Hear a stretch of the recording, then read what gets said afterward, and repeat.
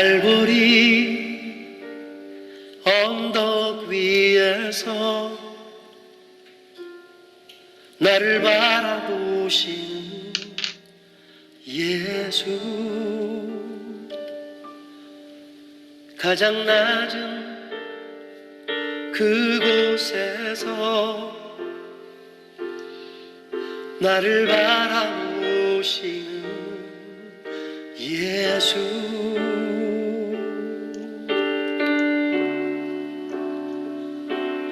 고통에 신음 중에도 나를 원망하지 않으시고 나의 죄를 지고 나무에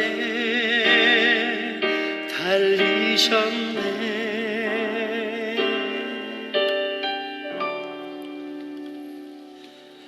나 때문에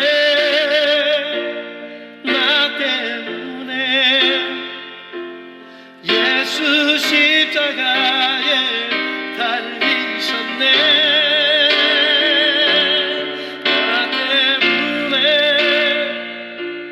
나 때문에 예수 십자가에 달리셨네.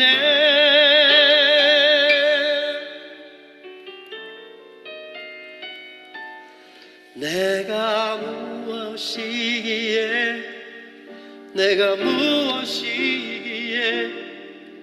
예수 십자가에 달리셨나.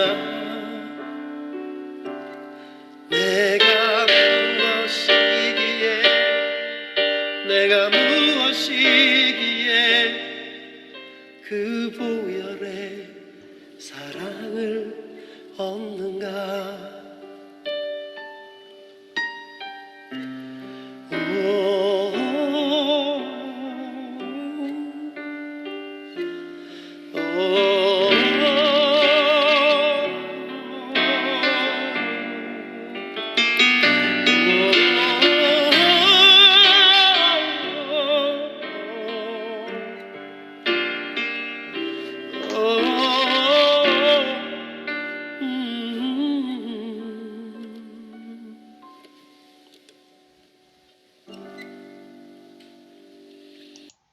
안녕하십니까. 오늘도 제한받지 않으시는 하나님 19번째 강의를 하겠습니다.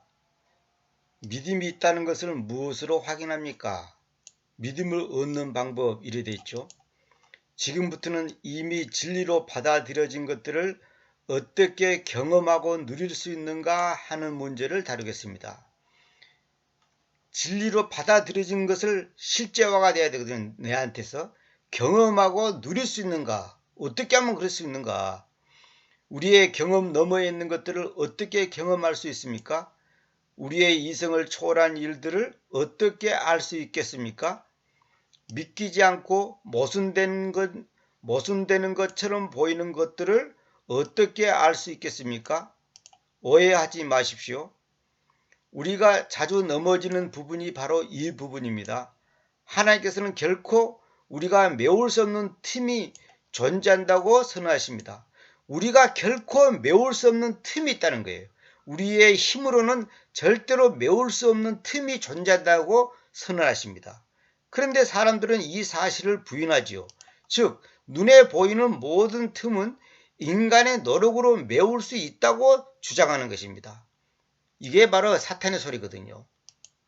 바로 이 주장이 바로 고대 그리스 철학의 출발점이 되었고 자유주의 신학의 원동력이 되었으며 윤리학을 비롯하여 모든 종교들이 추구하는 목표가 되었습니다. 물론 기독교도 여기서 자유로울 수 없습니다. 그러니까 사람들은 뭐냐면 자기의 힘으로 근심걱정, 질병 문제, 전쟁 문제, 모든 불안, 초조 이런 것을 해결해 보려고 했단 말이에요. 이것이 바로 종교적인 발상이고 이게 바로 종교인의 특징입니다. 자기의 노력으로 그 틈을 메울 수 있다 이거예요. 거기서 나온 것이 소위 말해서 철학이니 인문학이니 자유주의 신학이니 해방신학이니 민중신학이니 번영신학이니 이런 엉터리 이론들이 쏟아져 나오는 겁니다. 그러나 죄가 이 말은 뭐냐면 사탄이 이 말이에요. 죄가 그러면 여러분들 항상 사탄 이렇게 생각해야 됩니다. 우리 자신과 하나님 사이에 메울 수 없는 틈을 만들어 놓고 있음을 보십시오. 그것은 무엇입니까? 인간이 도달할 수 없는 영역에서부터 인간 역사 안으로 들어오시며, 잘 보세요. 인간이 도달할 수 없는 영역에서부터 인간 역사 안으로 들어오시며, 영원하신 분께서 시간 안으로 들어오시며, 보이지 않으시고 알 수 없는 분께서 사람의 몸을 입고 오시며, 절대적 존재가 상대적 세계 안으로 들어오신 일, 즉 창조주께서 창조물의 형태로 오신 사건이 어떻게 이해되며 설명될 수 있습니까? 이것은 모순의 한계조차 뛰어넘는 것입니다. 내가 옛날에 요한복음 강의할 때 그 얘기했잖아요. 시간 밖에 계신 분이 시간 안으로 들어오시고, 제한받지 않으신 분이 제한받는 분으로 오시고, 보이지 않는 분이 보이는 분으로 오시고, 한마디로 말해서 절대자가 상대자로 왔단 말이에요. 절대적 존재가 상대적 존재로 왔다는 거죠. 그것을 인간의 이성으로 어떻게 이해할 수 있겠냐 말이에요. 그러므로 믿음이란 우리의 내면 속으로 관통해 들어온 것을 의미합니다. 우리의 내면 속으로 관통해 들어온 것을 의미합니다. 이 말은 뭐냐면 우리 이성의 한계를 뛰어넘는다는 거죠. 또 믿음은 단지 일반적인 진리만이 아니라 바로 나의 믿음이어야 합니다. 이 말은 뭐냐면 하나님과의 인격적 만남을 가져야 한다 이 말이에요. 남들이 그런 것은 소용없어요. 하나님과 나와의 인격적 만남이 있어야지 그 믿음이 나의 믿음이 돼야 되거든요. 그저 사람들에게 전달되는 단순한 복음이 아니라 나에게 기쁜 소식이 돼야 됩니다. 나에게 기쁜 소식이 돼야 되고 나의 믿음이 돼야 되지. 그것이 옆집 아저씨의 소식이 옆집 아저씨의 믿음이 돼서는 소용없다는 거예요. 다시 말하면 내 것이 돼야 된다는 거죠. 하나님과의 나와의 인격적 만남이 돼야 된다 이 말이에요.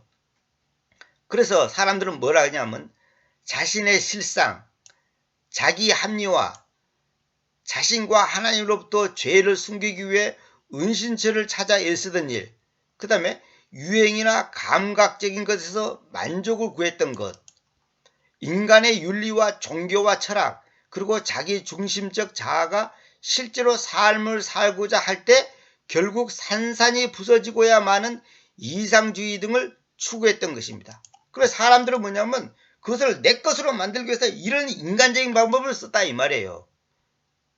혹은 하나님과의 교제를 가장하여 꾸민 일 등 이 모든 것들이 성령님과의 교통 가운데 들어오면 일대 혼란을 일으키게 되고 마침내 그동안 자신이 헛된 것을 쫓았다는 사실을 발견하게 되면서 말씀과 씨름하다가 결국은 그것을 받아들이는 때가 옵니다. 하나님이 그 말씀을 우리 안에 두시기 때문입니다. 그러니까 인간은 어떻게든지 자기 힘으로 발버둥 치는 거예요. 돈 문제, 질병 문제, 자녀 문제, 기타 인간관계 문제, 모든 것을 자기 힘으로 해보려고 발버둥 치다가 안 되니까 결국은 뭐냐면 말씀에 있는 것을 자기가 접하고 나서 말씀과 씨름을 하는 거예요. 처음에는 믿어지지 않는 거예요. 갈등을 느끼는 거예요. 그래서 믿음이란 그 자체가 내 안에서 생긴 것이 아니라 외부로부터 온 것입니다. 이게 중요한 거예요. 그래서 이따가 나옵니다만은 믿음은 하나님의 선물이에요. 내가 만드는 게 아니에요. 그건 내 거지. 그건 뭐냐면 인간적인 것이지. 자, 누가복음 15장 4절 한번 봅시다. 너희 중에 무슨 사람이 100마리의 양들을 가지고 있으면서 만일 그가 그것들 중에 한 마리를 잃는다면 그 99마리를 황야 안에 남겨두고서 그가 그것을 발견할 때까지 잃어져 있는 저것을 쫓아가지 않느냐.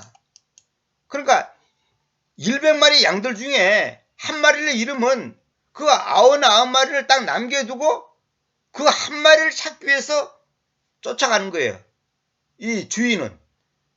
양치기는 그렇게 한단 말이에요. 그럼 우리 생각들은 그러다가 99마리가 다 잊어버리면 어쩔 거냐. 한 마리 찾다가 99마리를 잃어버리면 어떡할 거냐. 이런 걱정을 하잖아요. 그것이 바로 인간 생각이단 말이에요. 그것이 인간 생각이에요.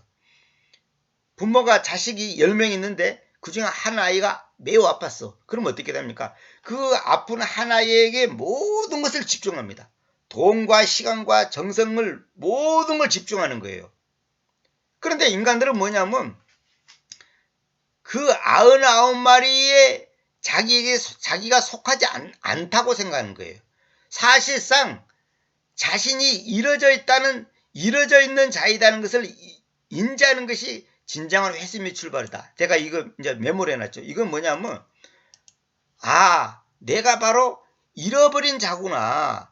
내가 그동안 발버둥 치고 인생을 살아왔는데, 내가 발버둥 치고 사는 그것이 바로 잃어버린 양이 헤매고 돌아다니는 것처럼 내가 세상에서 헤매고 돌아다녔구나. 그걸 인지를 해야 될 건데, 그걸 인지를 할 때 진정한 회심이 된단 말이에요. 주인께로, 다시 말하면 아버지께로 가야 되겠다. 이 마음이 생기는데 자기는 잃어버린 자가 아니다는 거예요. 자기는 지금 정상적인 인생을 살고 있고 바르게 살고 있고 큰 잘못이 없다고 생각하고 있기 때문에 그게 바로 자기 착각이고 자가당착이단 말이에요. 자기 모술에 빠지는 거예요. 그러니까 하나님 앞에 돌아오지 않는 거예요. 요한복음 3장 14절. 그래서 모세스가 황야에서 그 왕독뱀을 쳐들었듯이 바로 그렇게 반드시 그 사람의 아들이 쳐들어져야 한다. 이건 뭐냐? 믿음이란 구원하시는 하나님을 향한 한 혼의 바라봅니다. 내가 적어놨죠. 그게 왕도뱀을 쳐다만 보면 살 건데 사람들이 안 쳐다봐요. 왜? 그까짓 게 뭐야? 그까짓 거 쳐다본다고 낫겠어? 이렇게 생각하는 거거든요. 그러니까 믿음이란 뭐냐? 자기를 구원하시는 하나님을 향해서 내 혼이 바라보는 거예요. 그게 바로 회심이고 그것이 바로 구원의 열쇠단 말이에요. 이건 제가 지금 그 노만그룹의 책이 없는 걸 제가 지금 보충 설명해 놓은 겁니다. 그래서 에베소 2장 8절을 보면 왜냐하면 은혜에 의해서 여러분이 믿음을 통하여 구원받았기 때문입니다. 그것은 여러분 자신들에게서 있지 않습니다. 그것은 하나님의 선물입니다. 믿음은 선물이라니까요. 그래서 제가 강의한 것 중에 믿음이란 무엇인가 히브리서 11장 1절을 가지고 집중적으로 강의한 건데 그거 꼭 들어보시기 바랍니다. 그러니까 아까 여기 말한 것처럼 믿음이란 뭐냐면 우리 내면 속으로 관통에 들어온 것. 내면 속으로 관통에 들어왔단 말이에요. 머릿속에서 오는 게 아니라 내면 속으로 완전히 푹 들어왔단 말이에요. 믿음이. 우리가 그러잖아요. 옛날에는 안 믿었는데 지금은 믿어지는 거예요. 참 이것이 은혜거든요. 그래서 여기 있는 것처럼 믿음이란 그 자체가 내 안에서 생긴 것이 아니라 외부로부터 온 것입니다. 이건 뭐예요? 주님으로부터 왔다는 거예요. 그래서 갈라디아서 2장 20절 너무나 잘 아는 말씀. 내가 그리스도인과 함께 십자가에 못 박혔습니다. 그럼에도 불구하고 내가 살고 있습니다. 그렇지만 내가 아니라 그리스도인께서 내 안에서 살고 계십니다. 자, 여기 봅시다. 내가 아니라 주님이 내 안에 살고 있다는 거예요. 근데 저를 비롯해서 대다수의 사람들이 뭐냐면 주님이 살지 않고 자기가 사는 거예요. 그건 무슨 말이냐? 여러분 돈 없으면 불안하죠? 그러죠? 그래 주님이 사는 게 아니에요. 주님이 돈 없다고 불안하고 노후 걱정하고 코로나 걸릴까봐 걱정하고 암 걸릴까봐 걱정합니까? 주님은 그런 걱정 안 해요. 주님이 이 땅에 살 때도 그런 걱정을 안 했다고. 성경 어디로 봐도 주님께서 내일 어디서 살까? 오늘 뭘 먹을까? 이런 거 걱정하는 내용이 없어요. 근데 우리는 걱정한단 말이에요.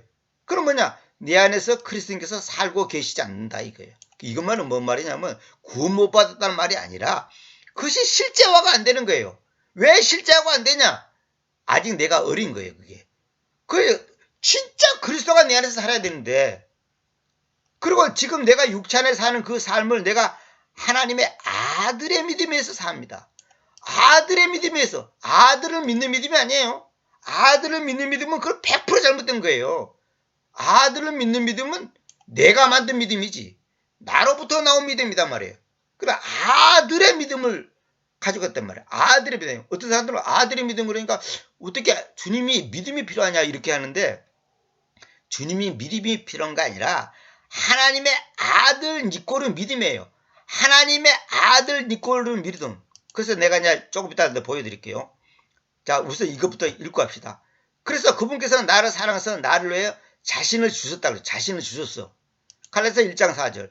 그분께서는 우리의 죄들로 인하여 자신을 주셨는데 이는 그분께서 하나님이시자 우리 아버지의 뜻에 따라 이 현존의 악한 세상으로부터 우리를 구출하시려는 것입니다. 자신을 주셨다 그랬죠. 자신을 주셨다 그랬죠. 자, 계시록 14장 12절. 여기에 성도들의 인내가 있다. 즉 여기에 하나님의 명령들과 예수스님의 믿음을 지키는 자들이 있다. 예수스님의 믿음. 예수를 믿는 믿음이 아니고 예수스님의 믿음. 이렇게 놨죠. 그래서 여러분들이 지금 이게 이해를 안 겪습니다. 아니 믿음은 내가 필요한 것이 예수님이 왜 필요하냐. 그런데 그러니까 여러분들 아직 믿음이 뭔지를 모르는 거예요. 믿음은 내가 만드는 게 아니고 내 안에서 들어오는 게 아니라니까. 믿음은 우리가 필요고 예수님은 필요 없다 그렇게 생각하죠. 그게 아니고 그러니까 그것을 그 믿음의 개념이 아직 잘못된 거예요. 그래서 제가 이거 내 강의 중에 여러 번 뭐 수십 번 얘기했던 얘기인데 이거 또 한 번 내가 소개해 드릴게요. 믿음이란 뭐냐? 이건 제가 성경 보면서 이제 정리해 놓은 겁니다. 그 창조의 시작 그게 믿음이에요. 그 복음 그게 믿음이에요. 그 길, 그 진리, 그 생명, 그 부활, 그 하나님의 역사, 그 말씀, 그 아들, 그 그리스도, 그 주님, 그 예수스, 그 이름, 그 은혜, 그 십자가, 그 사랑, 그 구원 그게 다 믿음이에요. 이건 내가 얼마든지 단어 하나하나를 가지고 성경 구절 찾았고 증명해 줄 수 있어요. 얼마든지 자신합니다. 제가 성경 보면서 이게 정리가 된 거예요. 믿음이 뭐냐? 아 주여 나를 병 고칠 줄 믿습니다. 그런 것만 믿음이 아니고 이 믿음이란 것은 뭐냐? 예수님 자신이라니까. 여러분 믿음으로 구원받죠? 그건 무슨 말인지 아세요? 예수님으로 인해서 구원받는다. 그러니까 예수님에 의해서 구원받는다 그 말이에요. 예수님 이꼴은 믿음이라니까. 예수님이 믿음이 필요한 게 아니고 예수 스님의 믿음이 이 말은 뭐냐면 예수 스님이라는 믿음이다 이 말이에요. 이거 정확히 말하면 예수 스님이라는 그 믿음. 예수님의 이름 그러면 그 말이 뭐냐면 예수 스님이라는 그 이름 그 말이에요. 예수님의 말씀 그 말은 뭐냐면 예수님이라는 그 말씀. 응? 예수님의 은혜 그러면 예수님이라는 그 은혜 그 말이에요. 여기서 오부가 그런 의미예요. 예수님의 이름 주님의 이름 그 말은 뭐냐면 주님이라는 그 믿음. 주님이라는 그 이름 그 말이에요. 그 제가 제 번역에다가 그렇게 여러 번 번역해 놓은 건 내가 여러 번 말씀드렸죠. 그러니까 이 믿음이 뭔지를 아직 모르면 이게 정말 설명이 안 되는 거예요. 그래 아무리 설명해도 이해를 못 하는 거예요, 이것을. 왜? 믿음은 전부 다 내 거고 내가 예수님은 믿음의 대상이고 나는 믿음을 갖고 있고 이런 식으로 생각하기 때문에 아직까지 그 믿음의 개념이 잘못된 거예요. 예수님의 믿음이라고 나와 있잖아요, 여기에. 이거 말고도 얼마든지 다른 구절로 제가 설명할 수 있어요. 아들의 믿음이다. 아들의 믿음. 그 아들의 믿음이 내 것이 됐을 때 내가 구원받는 거예요. 한 예를 들어 볼게요. 자, 그건 조금 이따가 얘기하고 내가 이거 하고 넘어갈게요. 자, 그렇지만 내가 아니라 그리스도가 내 안에 산다. 이 말은 뭐냐? 육적인 생명으로 사는 것이 아니라 영적인 생명으로 사는 것이다. 이 말이에요. 즉 사람의 방식이 아닌 하나님의 방식으로 사는 것이다. 이 말이에요. 다시 말하면 그리스도님의 생명으로 사는 거다. 내 힘으로 사는 게 아니다. 이 말이에요. 그리스도인의 삶이란 뭐냐? 우리가 사는 영역에 합당한 삶이 아니다. 우리가 사는 영역에 합당한 삶이 아니에요. 그리스도인의 삶이란 뭐냐? 그것은 언제나 보이지 않는 영적인 시공간을 넘어선 영역에서 흘러오는 삶이다. 그리스도인에게 어울리는 삶의 터전은 다른 영역에 속해 있다. 그리스도인의 삶은 영적인 세계에 합당하고 어울리는 삶이다. 그러니까 우리가 산다는 것은 뭐냐?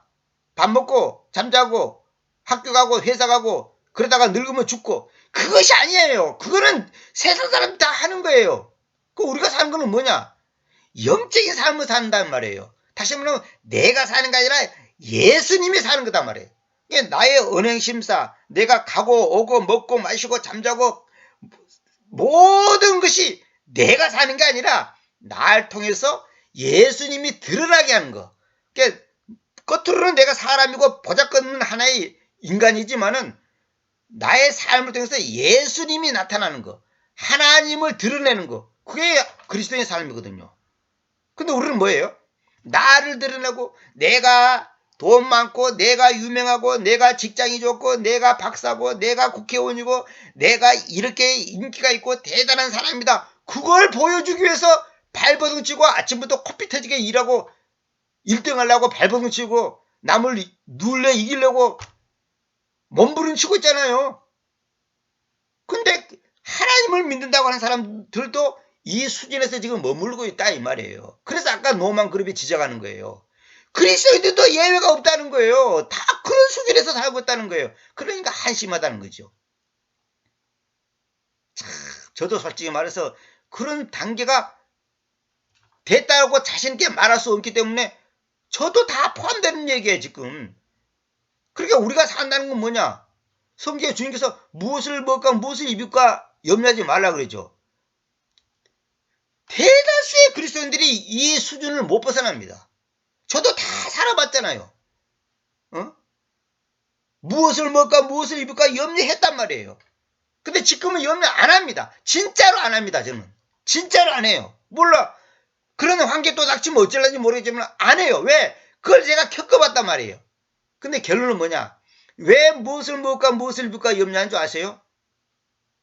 자기가 사니까 그래요. 그리스도가 살잖아. 왜 자기가 사냐? 내 삶의 자리를 주님께 양보하지 않고 주님께 드리지 않고 내 힘으로 내가 머리 써가지고 그러면 여러분 생각들은 그 돈도 벌 필요도 없고 직장도 다닐 필요도 없네. 그것이 아니고 하나님께서 나를 어떻게 해서 먹게 살게끔 하실 것이다. 그리고 나에게 주신 건강과 재능과 그 여건 속에서 하는 데까지 하는 거예요. 근데 우리는 뭐냐면 미리 딱 걱정을 하는 거예요. 염려하고 있단 말이에요. 노후 걱정하고 있죠. 미안한 말이지만 아직까지 어린애기 수준을 못 벗어나는 거예요. 내가 항상 비유를 넣잖아요. 아버지가 재산이 100억인데 왜 아들이 돈 걱정을 하냐 이 말이에요. 아버지가 100억인데 아버지가 100억 재산 갖고 있는데 왜 먹는 거 입는 거 장난감 살 거 공부할 거 걱정하고 있냔 말이에요. 왜 그런 줄 아세요? 실감이 안 나는 거예요. 왜? 자기한테는 돈 100원 넘거든. 온 우주를 만드신 분이 하나님인데 들 꽃도 들 풀도 하나님께서 먹이시고 입히시고 공중의 새도 먹이시고 입히시는데 너희가 왜 염려냐고 성경에서 그렇게 말했는데도 우리는 지금 염려하고 있는 거예요. 여러분들이 그 이해가 안 되죠? 내가 만약에 돈이 많은 사람이 이런 말을 하면 저를 욕을 할 겁니다. 절대로 저는 돈이 많은 사람이 아닙니다. 여러분 지금 아직도 먹을 거 걱정하죠? 입을 거 걱정하죠? 노후 걱정하고 있죠? 암 걸리면 어쩔까? 보험도 없는데 큰 병 걸리면 병원도 못 가면 어쩔까? 걱정하고 있죠? 그러니까 아직 멀은 거예요. 그게 미안한 말이지만 아직 멀었습니다. 아니 막말로 돈 없어서 병원 못 가면 죽으면 되지. 죽으면 되지 왜 걱정을 해요? 죽는 것이 얼마나 복인데. 참 답답해. 죽으면 될 거 아니에요. 왜 안 죽으려고 그러는 거예요? 물어보자고. 왜 안 죽으려고 그럽니까? 이유를 한번 대보세요. 뭐 때문에 안 죽으려고 그러는 거예요? 억울해요? 젊은데 지금 내가 내가 자식도 키워야 되고 손자도 키워야 되고 뭐 떠야 되고 하는데 죽으면 억울하고 분합니까? 그러니까 여러분들이 아직도 예수님을 나의 삶의 주인으로 모시고 있지 않다는 증거란 말이에요. 그 병원도 가지 말라는 말이 아니에요. 여러분 제 말을 잘 이해를 해야 됩니다. 돈이 없어 병원 못 갔다. 그래서 그래서 병원 가면 살 건데 돈 없어 못 가서 죽었다 합시다. 그것도 하나님의 뜻이에요. 여러분 이거 이해가 안 되죠? 동의가 안 되죠? 참, 저도 이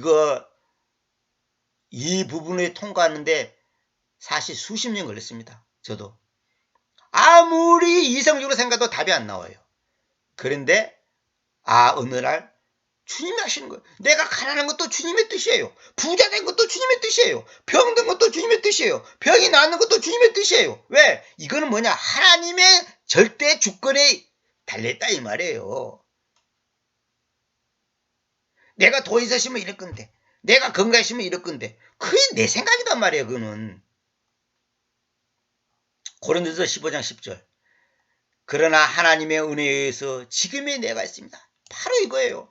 하나님의 은혜에 의해서 지금의 내가 있다니까요. 그래서 내 위에 챙겨 두어져 있었던 그분의 은혜가 내 위에 챙겨 두어져 있었단 말이에요. 제가 문자 그대로 번역합니다. 그분의 은혜가 헛되이 있지 아니하였으니 다만 내가 그들 모두보다 더욱 넘치게 노고하였습니다. 봐요. 노고했다. 고생했다 그러잖아요. 노고라는 것은 수고보다 더 강한 표현이에요. 그들 모두보다 더욱 넘치게 노고하였다. 주님의 은혜가 있는데 가만히 있고 일도 안 하고 뭐 편안하게 전도도 안 하고 뭐 고생도 안 했다 그 말이 아니고 더욱 넘치게 노고하였습니다. 그렇지만 내가 아니라 나와 함께 계셨던 하나님의 은혜입니다. 여기에 대해서 여러분이 반론 제기할 겁니까? 고린도서 15장 10절에 대해서 여러분들이 이의를 제기할 겁니까? 정말로 이걸 아직까지 아멘이 안 되면 여러분들 미안한 말이지만 아직 초등학생도 안 돼. 이거는 유치원 5살짜리 수준도 안 되는 거예요. 영적인 나이가. 하나님의 은혜에 지금이 내가 있다. 그러니까 여러분 생각들은 돈 많고 건강하고 뭐 일이 잘 되는가 보다 그렇게 생각하죠. 그게 아니에요. 내가 지금 암이 걸렸어도 하나님의 은혜에 의해서 지금의 내가 있고 내가 지금 가난해도 하나님의 은혜에 의해서 지금의 내가 있는 거예요. 오늘 어떤 분하고 내가 1시간 가까이 통화를 했는데 그분도 그 얘기를 하는 거예요. 자기가 지금 지난날 새로운 생활해본 거 돌이켜보면 기적이다 이거는 거예요. 기적이라는 게 기적. 너무너무 놀랐다는 거예요.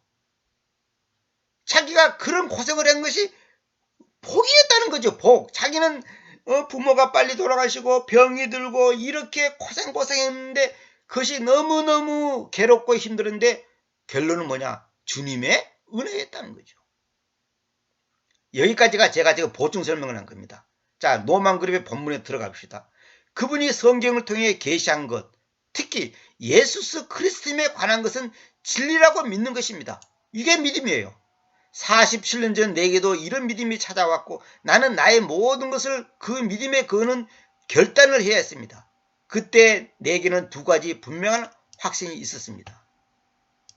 첫째는 내가 100% 자기 중심적인 사람이라는 것과 정반대로 하나님은 100% 자신을 내어주시는 분이라는 사실이었습니다. 바로 이겁니다. 그 사람이 구원받은 사람인지 아닌지 쉽게 아는 방법이 뭔지 아십니까? 자기 중심적이냐 자기를 내어주는 사람의 삶을 살고 있냐 그걸 보면 압니다. 내 자식, 내 손자, 내 땅, 내 거, 내 집, 나 그러면 그 사람 가짜입니다. 아직 몰라요. 그 사람은 전혀 하나님의 성품을 가진 사람이 아니에요. 자기 중심적인 사람. 그 사람이 바로 구원받지 못한 사람이고 하나님은 100% 자신을 내어주시는 분이다 이 말이에요. 그러면 내가 하나님을 믿으니까 어떻게 돼요? 나도 내 것을 내어줘야죠. 그리고 실제로 그분은 그 아들의 인격을 통해 자신에게 자신을 내게 주사 나로 그의 형상을 닮게 하시는 일을 시작하셨습니다. 구원받는 사람들은 반드시 이런 모습이 나타나야 되는 거예요. 아까도 말했잖아요. 하나님께서는 우리를 자신을 주셨다니까. 나를 위해 자신을 주셨다니까요. 우리의 죄들로 인하여 자신을 주셨다니까요. 그러면 하나님의 성품을 받은 우리도 나를 드려야지. 자기는 안 드리려고 그래. 내 돈. 그래서 루터가 말했잖아요. 내가 수백 번 얘기하잖아요. 호주머니가 열리지 않으면 그 사람은 구원받은 사람이 아니라는 거예요. 호주머니가 회개한다는 거예요. 제가 마태복음 6장을 읽으면서요. 왜 하나님과 만물을 섬긴다는 것이 무엇인지 알게 됐다 그랬잖아요. 하나님과 만물을 섬긴다는 것은 뭐냐? 하나님은 분명히 섬겨요. 분명히 하나님을 섬긴다니까. 그런데 만물도 섬겨. 왜 그러지 아세요? 이웃을 돌아보지 않는 거. 그 사람은 만물을 섬기는 사람입니다. 여러분이 호주머니가 이웃을 향해 열리지 않는다면 미안한 말이지만 여러분은 하나님도 섬기고 재물도 섬기는 사람이에요. 재물의 신 이 만물을 섬기고 있는 거예요. 마태복음 6장 앞뒤 문맥을 자세히 읽어보세요. 나는 이 결정적인 사실 앞에 무릎을 꿇지 않을 수 없습니다. 노만 그랩이 지금 간증이에요. 지금 이 결정적인 사실 앞에 무릎을 꿇지 않을 수 없었다. 자신이 만든 창조물을 섬기고 심지어 원수를 위해 자신의 생명을 내주기까지 사랑하신 하나님을 나는 영원토록 따르지 않을 수 없었고, 그런 분께서 나의 이기적인 자아 안에 거하시며 나의 생명이 아니라 그분 자신의 생명을 나타내신다는 사실 앞에 더 이상 바랄 것이 없었습니다. 놀라운 얘기죠. 우리가 이런 간증이 있어야 되는 거예요. 응? 진짜 주님의 그 사랑을 내가 받았다면 어떻게 그 사랑을 받은 내가 나의 것을 이웃을 향해서 드리지 않을 수가 없냐 이거예요. 그분 자신의 생명을 나타내신다는 사실 앞에. 우리가 이 세상에 사는 목적이 뭔지 아세요? 다른 거 없어요. 나를 통해서 하나님이 어떤 분이라는 것을 사람들한테 보여주기 위해서, 하나님을 드러나게 하기 위해서 우리를 50년, 60년, 70년, 80년 살게 하는 거예요. 뭐 여러분 잘 먹고 잘 살아, 잘 살고 뭐 맛있는 거 사 먹고 뭐 먹고 싸고 하다가 죽으라고 그 살려놓은 줄 아세요? 뭐 손자 키우고 뭐 아들 키우고 뭐 딸 키우라고 살려놓은 줄 아세요? 나를 통해서 하나님을 드러낸단 말이야. 하나님을. 어떤 분이 그 얘기 하더라고. 참 내가 그 강의 들으면서 은혜를 받았는데, 우리가 아들, 딸, 친구, 동생, 부모, 자식 뭐 있잖아요. 그거는 프로그램에 불과하다. 프로그램. 뭐냐?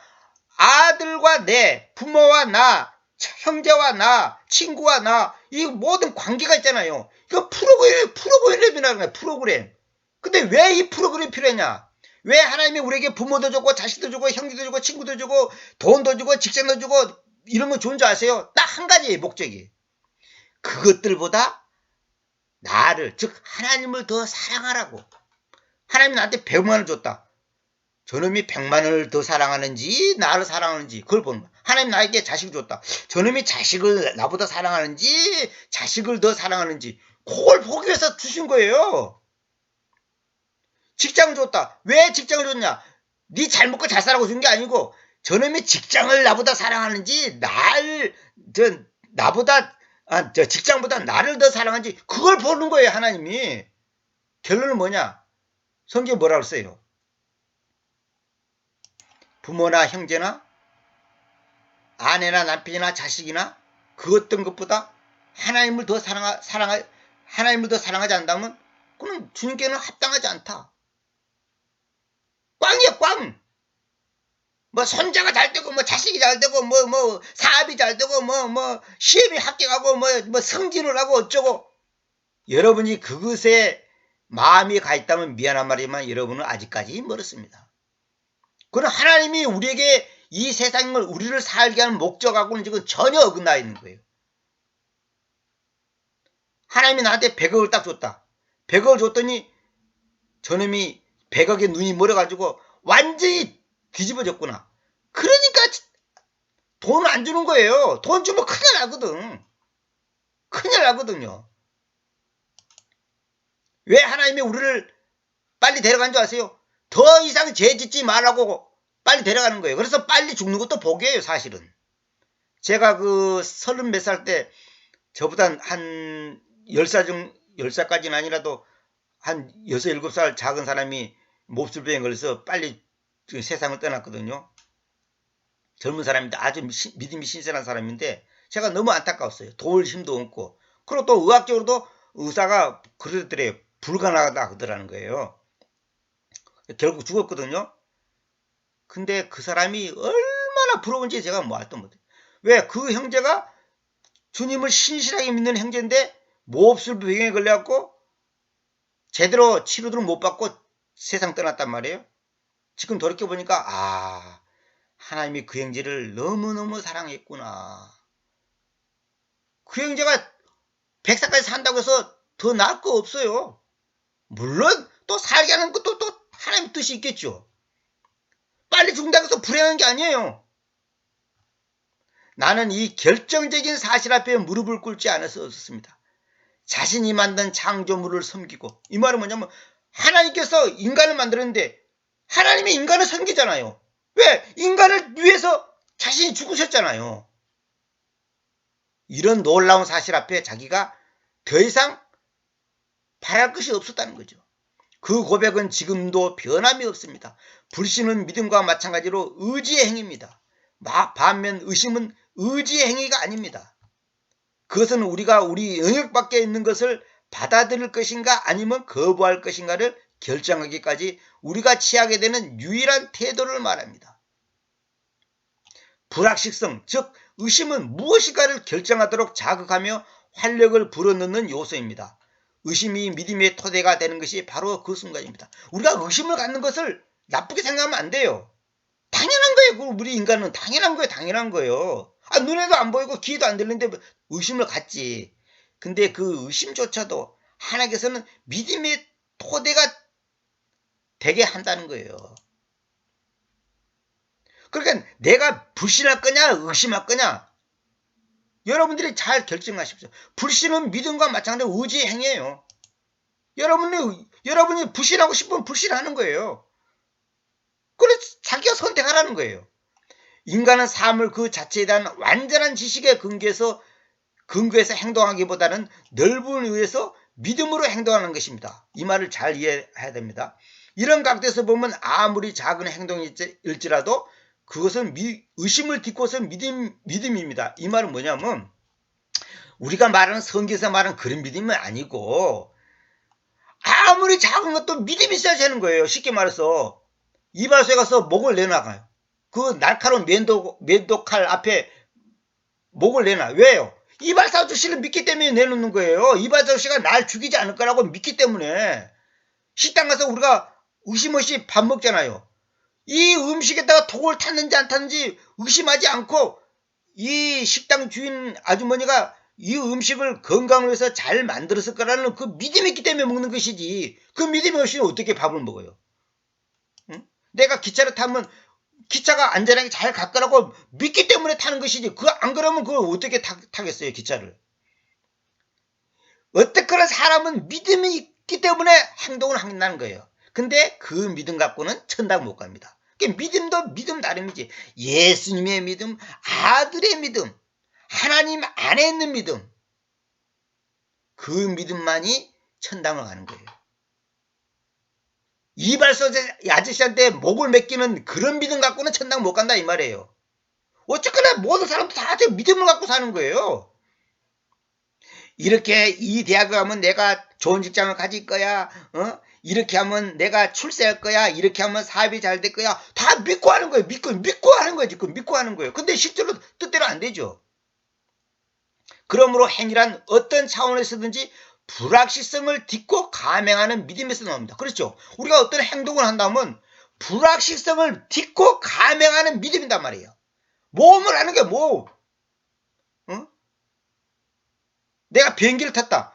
이 비행기가 100% 내 목적지에 간다고 하는 보장이 있습니까? 보장 없어요. 그러나 그냥 그걸 불확실성을 딛고 감행한다. 감행. 용기를 내서 행동한단 말이에요. 그 믿음이 있기 때문에 비행기 타는 거예요. 무서워서 비행기 못 타는 사람 많습니다. 그렇다면 믿음으로 하나님께 나아가고자 할 때는 어떻습니까? 이 믿음은 우리의 모든 것을 얘기합니다.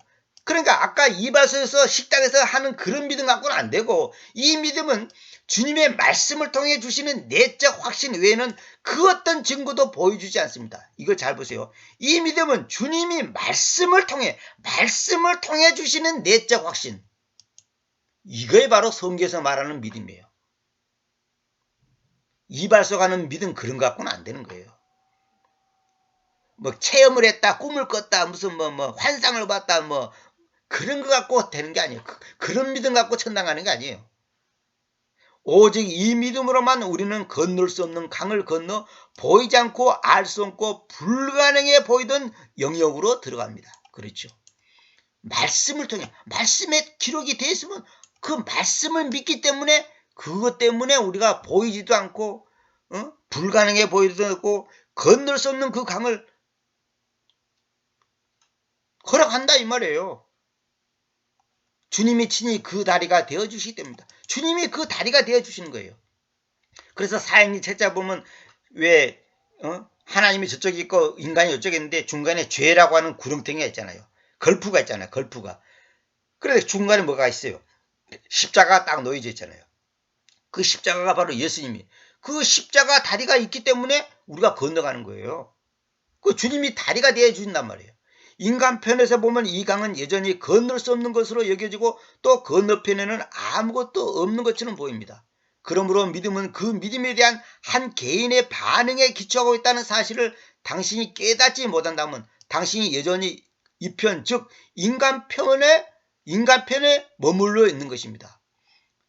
즉 당신이 진정으로 믿는 것은 당신을 강 저편으로 인도하시는 그분이 아니라 바로 당신 자신이라는 것입니다. 그러니까 뭐냐면 그 믿음에 대한 개인의 반응에 기초하고 있다면 그런 믿음 갖고는 안 된다 이 말이에요. 그래서 여기서 말하는 것은 인본주의적인 발상에서의 믿음을 지적하는 거예요. 아, 내가 보니까 될 것 같아. 가능할 것 같아. 맞는 것 같아. 그래서 믿는 거 아니, 그거는 믿음이 아니야. 그거는 자기 이성이고, 그거는 믿음이 아니야. 그거는 자기 신념이지, 신념. 신념을 믿음이라고 그러면 안 돼요. 잘 될 줄 믿습니다. 그거 자기 신념이지. 자기 희망사항이지. 그런 거 갖고 하는 게 아니단 말이에요. 건널 수 없는 강을 앞에 두고 인간은 자기 편에서 안심할 수 있는 증거들과 경험들을 찾으러 갑니다. 그렇죠. 야, 이거 진짜 믿을 만한가 안 믿는가 하고 철학적으로 의학적으로 막 과학적으로 무슨 쩍쩍쩍쩍 하면서 뭐 인문학적으로 뭐 역사적으로 어쩌고 증거를 찾고 경험을 찾으란단 말이에요. 그런 거 갖고는 안 되는 거예요. 그것이 바로 인본주의예요. 그걸 보고 뭐라 종교생활 한다 그래. 종교생활. 하나님을 믿는다. 예수님 어쩌고 주님 어쩌고 뭐 말씀 어쩌고 다 하는데 여전히 자기 이성의 한계를 뛰어넘지 못하는 거예요. 그걸 보고 종교생활한다 그런 거예요.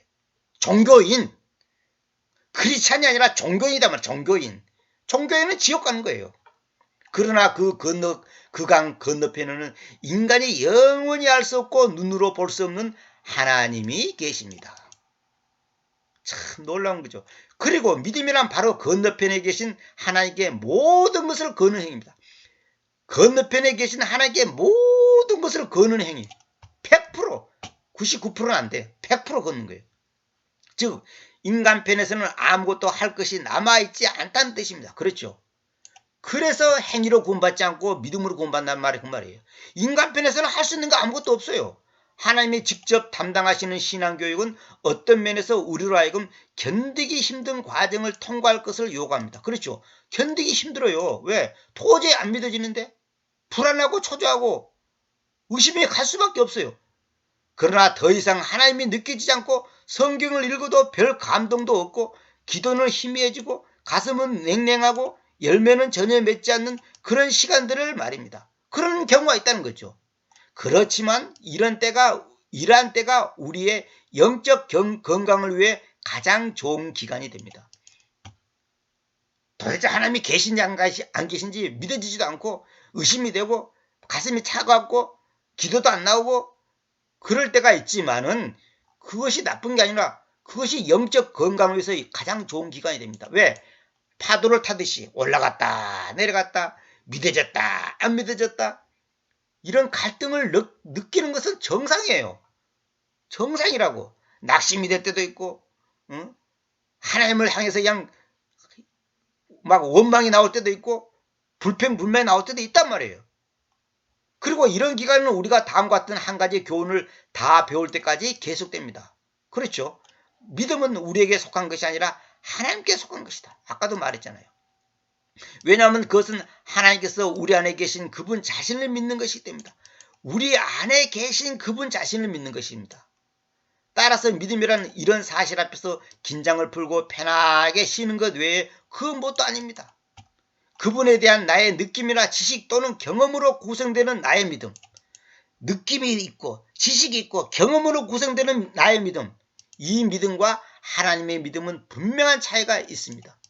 나의 믿음과 하나님의 믿음은 달라요. 내가 만든 믿음이 아니란 말이에요. 내가 만든 믿음은 아무 가치가 없어요. 하나님의 믿음이 있어요. 이것도 있잖아요. 하나님의 믿음. 우리가 이 믿음을 배우게 되면 어떤 어둠 속에서도 빛 가운데 거하는 것처럼, 또한 가뭄의 때에도 결실의 계절을 사는 사람처럼 자연스럽고도 침착하게 걸어가게 됩니다. 그러니까 느낌이나 지식이나 경험을 의지한다면 그건 나의 믿음이단 말이에요. 내가 꿈을 꿨는데, 내가 체험을 했는데, 내가 환상을 봤는데, 음성을 들었는데, 아, 천당이 있더라. 그래서 나는 믿겠다. 아, 예수님이 계시더라. 뭐 누구처럼 뭐 천당 가봤더니 뭐 성부, 성자, 성령이 뭐 앉아 있더라나? 그거 전부 마귀 개꿈을 꿔놓고, 아니 성부, 성자, 성령이 천당에 앉아 있어요? 그거의 믿음이라고 생각하면 그는 진짜 그게 바로 나의 믿음이에요. 우리는 경험이나 느낌이나 뭐 지식이나 그런 거 갖고 믿는 게 아니단 말이에요. 이 믿음은 내가 붙들고 있는 믿음, 나에 의해서 좌우되는 믿음이 아니라 하나님이 주장하시는 믿음이기 때문에 눈에 보이는 이 세상의 모든 비바람에 조금도 요동되지 않습니다. 그렇죠? 하나님이 주장하시는 믿음이란 뭐라는 무슨 말이에요? 말씀에 근거해서 믿기 때문에 믿는 것이지, 체험을 갖고 믿는다면 그거는 흔들릴 수밖에 없는 거예요. 더 나아가서 몸이 건조함과 신선함, 희미함과 밝음, 뜨거움과 냉랭함 같은 것도 확정된 믿음 앞에서는, 확정된 믿음이 뭐냐? 하나님의 믿음이란 말이에요. 그 믿음 앞에서는 그저 심리적이거나 있다가 사라지는 허상 같은 것일 뿐입니다. 그러니까 내가 갖고 있는 내 믿음은 확정된 믿음, 즉 하나님의 믿음 앞에서는 그는 허상, 뜬구름에 불과하다는 거예요. 아무것도 아닌 거예요. 그건 심리적인 거예요. 나는 천당할 줄 믿습니다. 내가 천당할 줄 믿는다고 천당하는 거 아니에요. 내가 천당할 줄 믿습니다고 천당하는 게 아니라니까.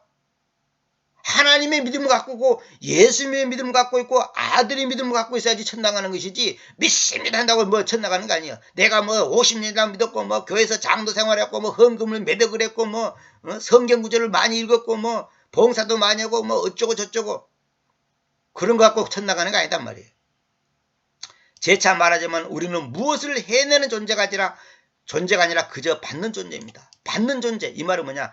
절대적 주님의 주권적 은혜에 의해서 내가 그렇게 되는 것이지, 내가 내 의지, 힘, 내 노력으로 그렇게 되는 거 아니다 이 말이에요. 그러므로 지적이고 자유로운 존재가 되기 위해서 우리가 해야 할 한 가지는 있는 그대로의 우리 자신을 정직하게 인정하는 것입니다. 인정. 범사에 그분을 인정하라 그 말 있죠. 그게 그 말이에요. 매사에 모든 일에 있어서 그분을 인정하는 거. 못하는 것을 못한다고 인정하면 됩니다. 하고 싶지 않은 것을 하고 싶지 않다고 말하는 것입니다. 만약 우리가 뜯어고치기 어려운 습관이나 관계 혹은 어떤 성격이 있다면, 그리고 그것을 도무지 어떻게 해야 할지 모르면 모른다고 말하십시오. 그거 인정하라는 거예요. 우리가 우리 영역 밖에 있는 것을 솔직하게 고백하면 이제 그것은 그분의 영역으로 넘어갑니다. 그러니까 내가 못합니다. 나는 내 힘으로는 이 술, 담배도 못 끊겠고, 못된 습관도 못 끊겠고, 인간관계도 못하겠고, 성격도 못 나고 이런 건데 나는 못합니다. 하나님, 당신이 나를 만들어 주십시오. 이렇게 솔직하게 고백하고 하나님께 맡기면 그 바톤은 하나님께 넘어갔으니까 하나님께서 책임질 거라 이 말이에요. 우리는 단순하고도 담대하게 은혜로 말미암아 그분이 우리 안에서 그분 자신이 되심을 확인하며, 영어에서 뭐냐면 God head라고 그래. God head. 하나님 되심. 은혜로 말미암아 우리 안에서 그분 자신이 된단 말이에요. 주님께서 변화가 필요한 부분들을 친히 변화시켜 주실 것이라는 사실을 믿게 됩니다. 그것은 우리 눈에 보이거나 느껴지는 것과는 상관이 없습니다. 왜냐하면 믿음은 우리의 반응 속에 있는 것이 아니라 그분 안에, 그리고 그분의 말씀 안에 있기 때문입니다. 내가 뭐 느끼냐 보았냐 체험했냐 이게 아니라는 거죠. 느낌이나 증거를 가지고 성도를 미혹하는 것은 예뱀의 오래된 장난이요 술책입니다. 예뱀이 뭐예요? 사탄이죠. 증거는 살아있는 믿음이 내뿜는 필연적인 부산물일 뿐입니다. 야, 이 증거 때문에 내가 구원받을 거야. 이 증거 때문에 어떤 사람은 내가 당신 천당 갈 수 있냐? 그러니까 간다는 거예요. 왜 그냥 그때 방언한다는 거예요. 방언할수록 방언하면 성경에서 인을 쳤기 때문에 방언한 사람은 성령이 인을 쳤기 때문에 천당 간다는 거예요. 말 같지도 않은 소리. 그렇게 믿는 사람이 지금 한두 사람이 아니에요 지금. 응? 자기는 병 나았다는 거야. 기도해서 병 나았다는 거야. 자기는 꿈을 꿨다는 거야. 환상을 봤다는 거예요. 음성을 들었다는 거예요. 그런 것은 믿음이 내뿜는 필연적인 부산물에 불과하다. 부산물. 그럴 수도 있고 그런 체험을 가질 수는 있어요. 환상도 볼 수 있고 음성도 들을 수 있고 병도 날 수 있고. 그런데 그걸 가지고 지금 확신한다는 것은 안 된다는 거예요. 그러므로 증거는 그것을 추구함으로 경험할 수 있는 것이 아니라 오직 믿음 안에 있음으로만 경험할 수 있습니다. 믿는다는 것은 뭐냐? 그리스도께서 우리 안에 계시다는 것을 믿음을 가지고 끊임없이 인식하는 것을 의미합니다. 주님이 내 안에 계신다고 하는 것을 끊임없이 인식하는 거예요. 믿음으로 그분을 확인하는 일에 온전히 정복당하십시오. 노새처럼 무거운 짐에 눌리며 갈대처럼 나약해지고 폭풍 속에 모든 길이 막히더라도 그분이 계신 증거가 아니라 단지 그분만을 확인하십시오. 하나님이 계신 증거를 찾는 게 아니라 그분만을 확인하십시오. 그분을 믿는 채로 그냥 계십시오. 그런 상황을 언제 바꿀지는 그분이 하실 일입니다. 그분이 하신다는 거예요. 나는 그 어떤 내적 증거도 없이 오직 믿음만으로 살다가 잠든 하나님의 성도들을 많이 알고 있습니다. 어떤 증거 없이만은 그저 주님을 단순하게 믿는 성도들을 자기는 많이 알고 있다. 만약 우리가 그분을 소유하고 있으면 우리는 모든 것을 가지고 있는 것입니다. 우리는 그분이 모든 것 되심을 경험하고 있고 또한 장래도 경험하게 될 것입니다. 그분을 소유하고 있으면 우리는 모든 것을 가지고 있다. 이게 중요합니다. 그래서 제가 이거 보충 설명을 하기 위해서 성경 구절을 내가 넣어놨는데, 내가 그 하나님을 가진다는 것은 무엇인가 그 강의를 20몇 번에 걸쳐서 했잖아요. 그 굉장히 중요한 강의입니다. 출애굽기 20장 3절. 너는 내 앞에서 다른 신들을 가지지 말 것이다. 그 말은 뭐냐? 하나님만 가지라 그 말이에요. 우리 개성에는 다른 신을 내 앞에서 두지 말라 그랬죠. 그건 틀린 말입니다. 두지 말라가 아니에요. 가지지 말 것이다. 가지지 말라가 아니에요. 가지지 말 것이다. 이 말은 뭐냐면 너가 앞으로 다른 신들을 가질 가능성이 있다. 앞으로. 그러니까 그런 일이 있더라도 그러지 말라 그 말이에요. 가지지 말라가 아니에요. 다른 신들을 가지지 말 것이다. 여기에 대해서도 내가 다른 강의에서도 여러 번 얘기했는데, 우리는 다른 신들을 가지고 있단 말이에요. 각자가 그걸 버리라고 하나님께서 우리에게 고난을 주는 거예요. 그래서 고린도전서 15장 28절. 그리고 모든 것들이 그분께로 굴복될 때에 그때는 그 아들께서도 친히 모든 것들을 그분 안에 두시는 그분께로 종속하실 것인데, 이는 하나님께서 모두 안에서 모든 것으로 계시는 겁니다. all in all. 모두 안에서, 모든 사람 안에서 모든 것으로 계시는 겁니다. 다시 말하면 하나님이 나에게 전부가 되기를 원한다 이 말이에요. 참 이거 하려면 이거 갖고도 한 30시간 강의해야 돼요. 30시간. 너무너무 중요한 겁니다. 오늘은 여기까지만 제가 하겠습니다. 제가 얘기하다 보니까 시간이 많이 갔는데, 여러분, 하나님이 우리에게 요구하는 것이 딱 한 가지입니다. 다른 신들을 가지지 말 것이다. 그 10계명 중에 10가지 명령 중에 첫 번째잖아요. 너는 내 앞에서 다른 신들을 가지지 말 것이다. 제가 시간이 많이 갔지만 제가 마가복음 15장 34절 제가 잠깐 소개해 드릴게요. 그리고 그분께서 34절, 마가복음 15장 34절, 15장 맞죠? 아니 잘못했습니다. 마가복음 8장 34절. 그리고 그분께서 그 백성을 또한 자신의 제자들과 함께 자기에게로 부르시고 나서 그분께서는 그들에게로 말씀하셨다. 누구든지 나를 쫓아올 것이라면 그로 하여금 자신을 부인하고 자기 십자가를 메고서 나를 따르게 하라 그랬죠. 여기다가 내가 메모를 뭐라 했냐면, 자아를 부인하면, 다시 말하면 자신을 부인하면 모든 것이 제자리를 찾는다. 이것이 크리스찬의 삶의 비결이다. 이렇게 메모를 해놨죠. 여러분이 삶의 비결을 찾고 싶습니까? 답은 딱 한 가지예요. 자신을 부인해야 돼. 자신을 부인한다는 것이 뭐예요? 하나님 외에 다른 신을 가지지 않는 거예요. 하나님만 가지라는 거예요. 근데 우리가 뭐예요? 마귀는 돈도 가져야 되고 인기도 가져야 되고 명예도 가져야 되고 건강도 가져야 되고 자식도 가져야 되고 손자도 가져야 되고 사장도 회사도 가져야 되고 국회의원 배지도 가져야 되고 박사기도 가져야 되고 막 가져야 될 게 많다는 거예요. 응? 아파트도 가져야 되고 경상도에서도 있어야 되고 아파트가 서울에도 있어야 되고 혹시 한국에 전쟁을 낳게 대비해서 미국에도 있어야 되고 응? 그것이 바로 신이단 말이에요. 그것이 우상이다 이 말이에요. 다른 신이단 말이에요. 그래서 자신을 부인하지 않기 때문에 제자를 찾지 못한 거예요. 여러분들이 지금 갈팡질팡하죠. 어? 좋았다 싫었다 기뻤다 슬펐다 어? 믿었다 의심됐다 막 이러죠. 믿어졌다 의심되다 그러죠. 그게 왜 그런 줄 알아요? 자신을 부인하지 않기 때문에 그래요. 제자를 찾지 못하는 거예요. 팽이가 제자를 찾아야 되는데 제자를 못 찾으면 그냥 여기 왔다 저기 왔다 여기 왔다 저기 왔다 그러잖아요. 이게 바로 아직까지 우리가 덜 깨져서 그런 거예요. 쉽게 말해서. 그래서 하나님이 우리를 깨트리기 위해서 팽이를 세게 치면, 저는 팽이를 어렸을 때 많이 쳐봐서 잘 알아요. 팽이를 세게 치면 제자리에 똑바로 도웁니다.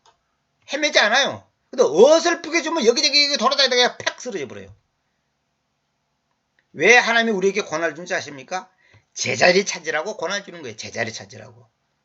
제자리를 못 찾으니까 이리 갈까 저리 갈까 차라리 돌아서 갈까 삼각지 로타리에서 헤매고 돌아다니는 거예요. 크리스찬의 삶의 비결이 뭔지 아십니까? 이건 내가 써놓은 게 아니고 앤드루 머레이의 책에 보면 이 내용이 나와요. 그래서 이건 뭐 다 아는 내용이지만은 제가 메모를 해놨습니다.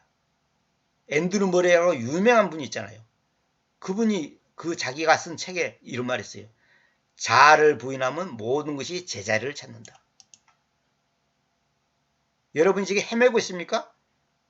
자아가 부인되지 않았기 때문에 그래요. 간단해요. 뭐 병이 들고 뭐 돈이 없고 뭐 어쩌고 저쩌고 다 쓸데없는 일, 다 쓸데없는 일 소리입니다. 그래서 보세요. 아까 여기 있는 것처럼 느낌이나 증거를 가지고 성도를 미혹하는 것은 예뱀의 오래된 장난이요 술책입니다. 마귀는 어떻게 하냐? 어떤 증거가 있냐? 느낌이 어떠냐? 환상을 봤냐? 뭐가 들었냐? 이런 걸로 미혹한단 말이에요. 그게 마귀 전술이에요.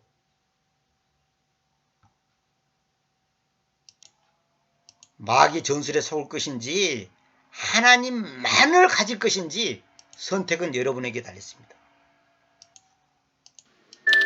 난 무엇과도 주님을 바꾸지 않으리. 다른 어떤 은혜 구하지 않으리. 오직 주님만이 내 삶의 도움이시니 주의 얼굴 보기 원합니다. 우리 같이 찬양할게요. 주님 사랑해요.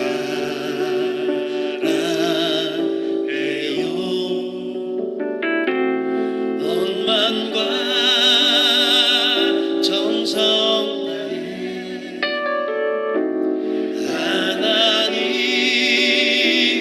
하나님의 신실하신